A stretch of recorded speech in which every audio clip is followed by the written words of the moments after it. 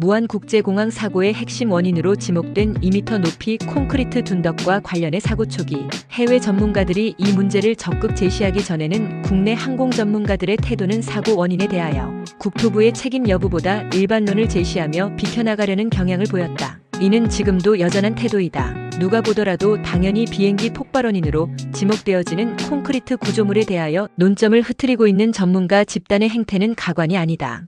그들의 조심스러움이 어디서 오는지 그 이유가 무엇인지를 다시금 살펴볼 필요가 있다. 근본 사고를 통해 다른 국가기관들도 해당 전문가 집단을 어떻게 통제하고 있는지 면밀히 살펴보아야 할 것이다. 주무부처 국토교통부가 잇따른 입장 번복으로 혼란을 초래하고 있다는 지적이 제기되고 있다. 국토부는 사고 직후부터 규정 적합성을 주장했으나 이후 입장을 선회하며 규정 위반 여부를 검토 중이라고 밝혔다. 이에 따라 사고 원인 규명이 난항을 겪고 있다는 비판이 이어지고 있다. 2일 국토부는 로컬라이저 설치 지점이 착륙 안전과 관련된 종단 안전구역에 포함되는지 여부를 국내외 규정을 참고해 검토 중이라고 밝혔다.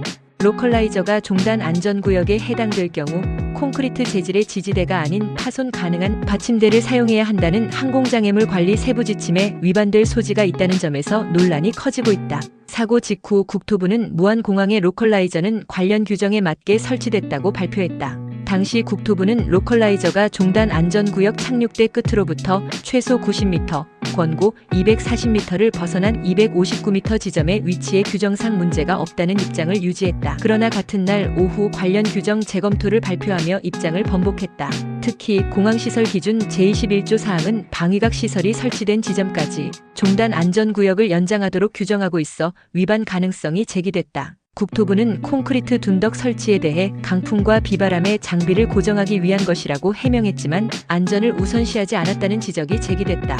특히 지난해 콘크리트 상판 두께를 30cm로 개량한 사실이 드러나면서 설계 과정에서 파손 가능성을 고려했어야 한다는 비판도 뒤따랐다. 해당 사업의 용역 공고에는 이미 장비 설계 시 파손성을 고려하라는 조건이 명시돼 있었다. 엔진 고장과 랜딩기어 문제의 상관관계에 대한 국토부의 설명도 변했다. 사고 당일 국토부는 두 고장은 무관하다고 밝혔으나 이틀 뒤에는 엔진 고장 시 유압계통 이상으로 랜딩기어 작동에 문제가 생길 수 있다고 번복했다.